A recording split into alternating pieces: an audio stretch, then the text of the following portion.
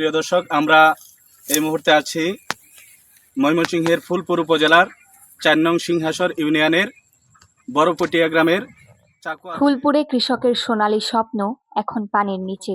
বিস্তারিত থাকছে ময়মনসিংহের ফুলপুর থেকে ফয়জুর রহমানের প্রতিবেদনে। ময়মনসিংহের ফুলপুর উপজেলার সিংহসর ইউনিয়নের বড়পুটিয়া গ্রামের চাকুয়াবিল এলাকায় টানা বৃষ্টির কারণে জলাবদ্ধতা সৃষ্টি হয়ে শতাধিক কৃষকের প্রায় ৩,০০০ মণ ধান পানির নিচে তলিয়ে গেছে। এতে চরম দিশেহারা হয়ে পড়েছেন স্থানীয় কৃষকরা। এটা কি প্রতি বছর এরকম হয়? প্রতি বছর এরকম হয়। ৪৫ টোর জমি ৪০ জন কৃষকের ফসল নষ্ট হয়ে যায়। ৫,০০০ থেকে ৫,০০০ ৪,৫০০ মণ ধান হয়। এই বিষয়ে আজ পর্যন্ত আপনারা সরকারি কোনো সহযোগিতা পানি নিষ্কাশনের জন্য পেয়েছেন কিনা? আমরা পেয়েছিলাম। যে দর্শক, আপনারা এই ভাইয়ের কি শুনলেন যে এখানে প্রায় ৩০ একরের মতো জমি রয়েছে, যেটা প্রায় প্রতি বছরই যখন একটু বৃষ্টি হয়। স্থানীয় সূত্রে জানা গেছে, গত কয়েকদিনের টানা ভারী বর্ষণের ফলে ওই বিল এলাকায় পানি দ্রুত জমে যায়, কিন্তু পর্যাপ্ত পানি নিষ্কাশন ব্যবস্থার অভাবে ফলে থাকা পানি নেমে যেতে পারেনি।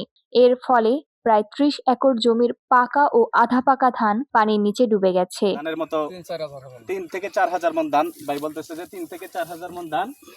ক্ষতিগ্রস্ত কৃষকদের অনেকেই ধান কাটার প্রস্তুতি নিচ্ছিলেন। ঠিক সেই সময় হঠাৎ জলাবদ্ধতায় তাদের সোনালী স্বপ্ন পানির নিচে তলিয়ে যায়। এতে করে তাদের সারা বছরের পরিশ্রম ও বিনিয়োগ মারাত্মক ক্ষতির মুখে পড়েছে। কৃষক সাইফুল ইসলাম বলেন, প্রায় ৩০ একর জমির ৩,০০০ থেকে ৪,০০০ মণ ধান পানির নিচে তলিয়ে গেছে।